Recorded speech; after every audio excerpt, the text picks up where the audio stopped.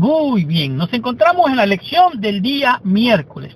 En este día de la lección podemos decir que este es el eje central de toda la lección, donde nos enfoca de manera precisa y muy concisa qué fue a la resolución que llegaron allí en el concilio de Jerusalén.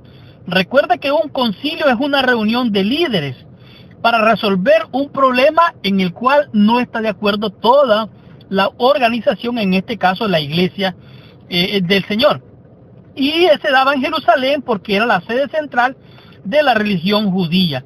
De tal manera que aquí en este día nos presenta cuáles son o cuáles fueron las 4 prohibiciones principales que decidieron allí en el concilio y qué tipo de podemos decir, leyes pusieron para los conversos gentiles. El tema principal que se había el tema principal para el que se había convocado era para resolver asuntos acerca o relacionados a la salvación. En el concilio de Jerusalén se resolvió, o sea, llegaron a la conclusión, creyeron que la solución a tanta confusión, a tanta argumentación, ellos decidieron, tomaron una decisión unánime entre todos los líderes, como la salvación es por gracia, que se eximía de la circuncisión a los gentiles creyentes cuando se unían a la iglesia. En otras palabras, la salvación es por fe, es por gracia, es un don de Dios. Y esta gente que estaban mandando a judaizarse, estaban mandando a circuncidarse y a guardar las leyes. Esta fue la conclusión. Nadie necesita que estar guardando leyes.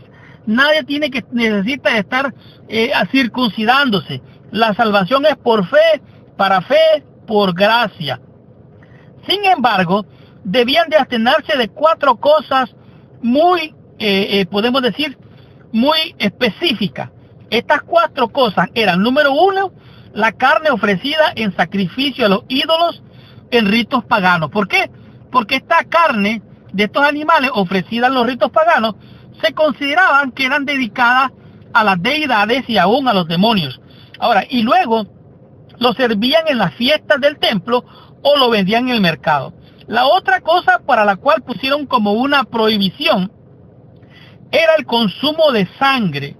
Usted dirá, bueno, pero ¿quién va a consumir sangre? Bueno, en los ritos paganos, en las costumbres paganas, muchos individuos tienen todavía este tipo de conducta de consumir sangre, y no solo sangre de animales, sino que algunos hasta canibalismo. Entonces, esta es la segunda prohibición que llegó a la conclusión en el concilio de Jerusalén. La tercera prohibición fue que la carne de animales que eran estrangulados, es decir, la carne cuya sangre no se había drenado, no se había desangrado el animal. Estos animales los estrangulaban, quedaban con todo y la sangre, y ellos se comían la carne con todo y la sangre. Entonces, esta era la tercera prohibición. Y la cuarta prohibición era la inmoralidad sexual en sus diversas formas. En otras palabras, estos 4 elementos fueron los principales que los apóstoles decidieron que era la regla principal para el conflicto que se daba con los nuevos conversos, y sobre todo para la forma de conflicto que estaban creando los judíos, que estaban tratando de hacer que los nuevos conversos judaizaran. Ahora, estas provisiones del 1 al 3, estas cosas eran específicamente repulsivas para los judíos.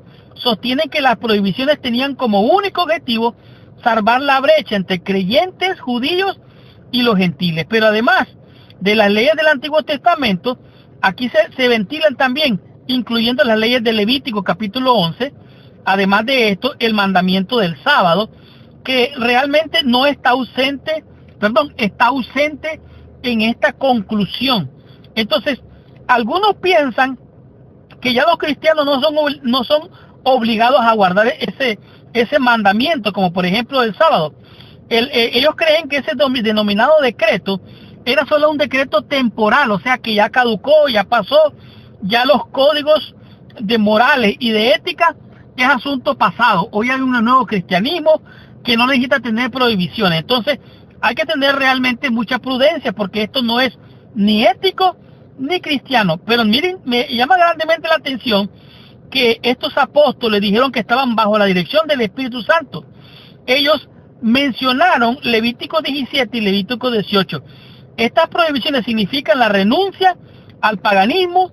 Todo extranjero que quisiera vivir en Israel tenía que abdicarlas, en otras palabras, abandonarlas, estas prácticas paganas a las que estaban ellos acostumbrados. Ahora, todo creyente gentil que quisiera unirse a la iglesia tenía que asumir una postura firme contra el paganismo. En otras palabras, abandonar la fornicación, el adulterio, en todo tipo de forma, además de dejar de consumir sangre, dejar de comer animales estrangulados con todo y sangre, además de dejar de consumir esa carne que estaba con sangre, abstenerse de la inmoralidad sexual en toda su forma. Ahora, naturalmente, se espera que la persona hiciera la voluntad de Dios.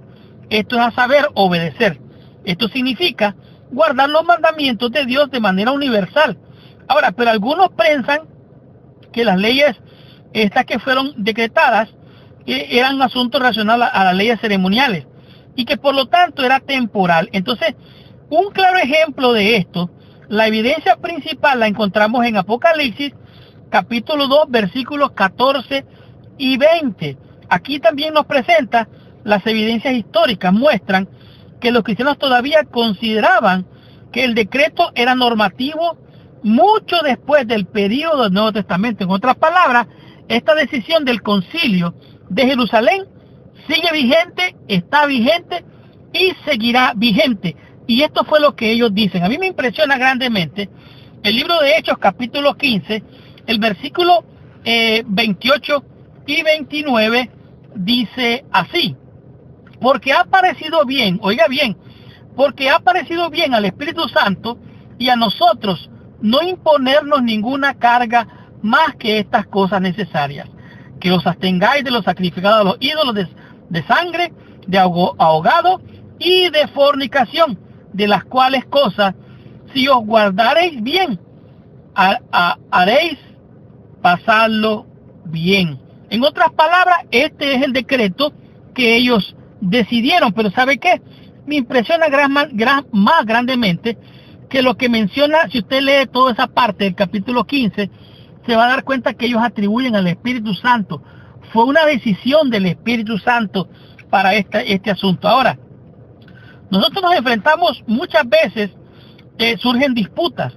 Necesitamos aprender a reunirnos, a discutir algunos temas, a escuchar y a ser escuchados.